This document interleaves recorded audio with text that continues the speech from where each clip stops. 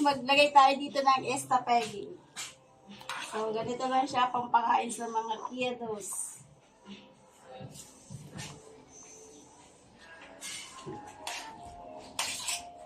Huwag kasi pinipot ko. So, ganyan lang siya karami guys, kasi medyo marami yung mga bata dito. So, takpan na natin guys.